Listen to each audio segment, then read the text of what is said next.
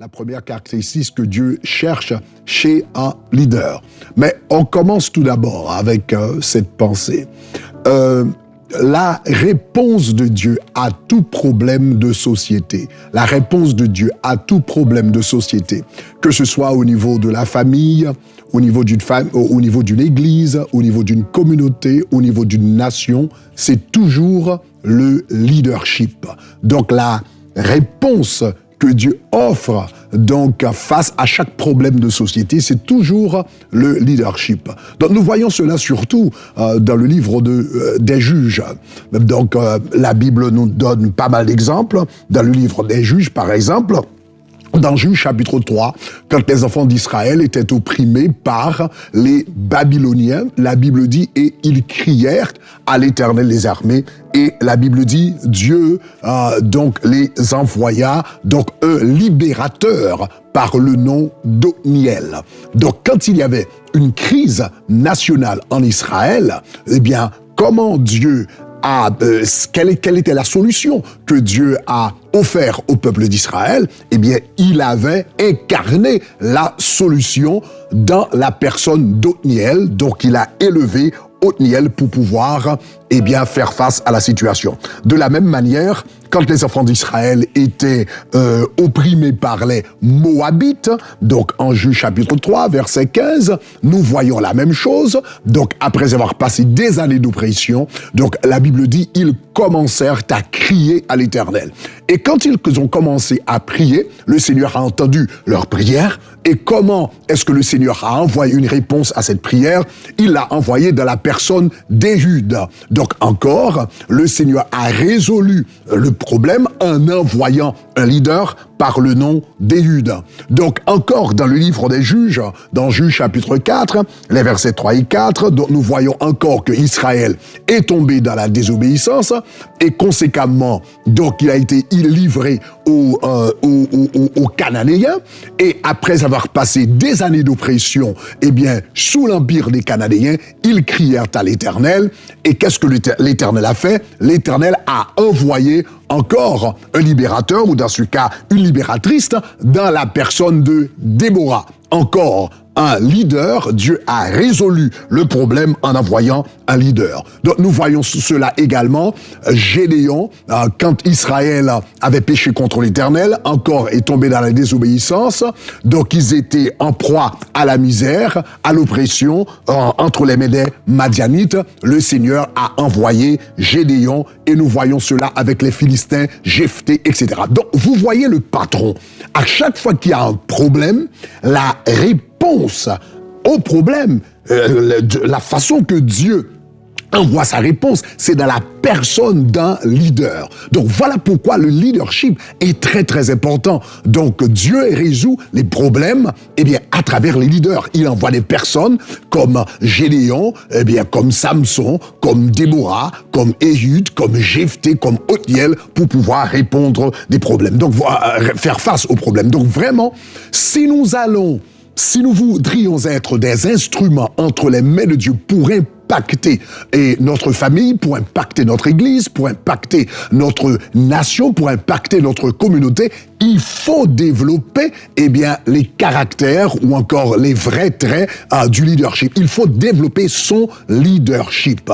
Donc voilà pourquoi, durant cette série d'enseignements, donc je voudrais parler un peu du leadership. Pourquoi c'est important? Parce que c'est à travers le leadership que Dieu offre des solutions aux problèmes de la société. Maintenant, ceci étant dit, on commence avec la première caractéristique d'un leader. Qu'est-ce que Dieu cherche chez un leader? Il utilise des leaders pour résoudre les problèmes de société, pour être des bénédictions pour les autres, pour les nations, pour les familles, pour l'Église, mais qu'est-ce qu'il cherche chez les leaders?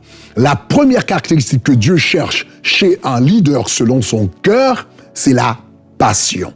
Donc le leader doit avoir une grande passion pour Dieu, doit être passionné pour Dieu et pour la cause de Dieu. Donc nous pouvons voir par exemple cette caractéristique chez Moïse. Donc pensez un moment à la vie de Moïse. Moïse avait eu la chance de voir la gloire de Dieu ou encore la puissance de Dieu se manifester de plusieurs manières. Donc, quand il s'était trouvé devant la mer Rouge, donc le Seigneur lui a demandé, d'étendre sa main, avec la verge qu'il avait, d'étendre la verge qu'il avait à la main sur la mer Rouge, et il a étendu la verge, et la Bible dit, la mer s'est divisée, et cet homme a pu passer à travers les eaux de la mer Rouge, n'est-ce pas, à pied sec, avec les enfants d'Israël.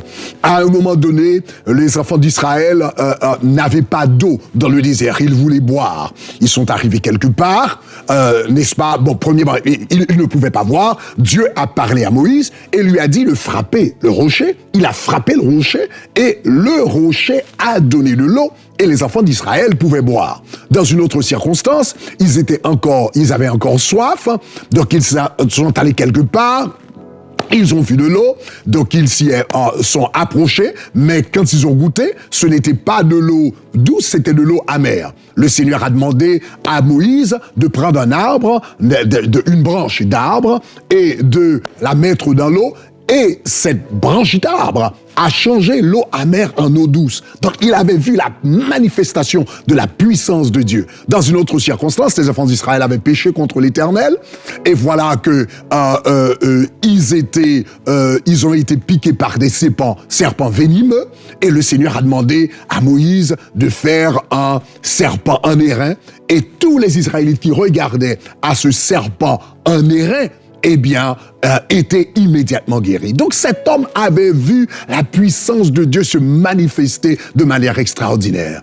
Et pourtant, un jour, quand il a eu la chance de rencontrer, de parler au Seigneur, sa grande prière au Seigneur, c'était « Seigneur, fais-moi voir ta gloire ». Mais comment Moïse? Mais tu as vu le Seigneur fendre la mer Rouge. Tu as vu le Seigneur transformer l'eau amère en eau douce. Tu as vu le Seigneur faire sortir de l'eau d'un rocher. Donc tu as vu pas mal de miracles.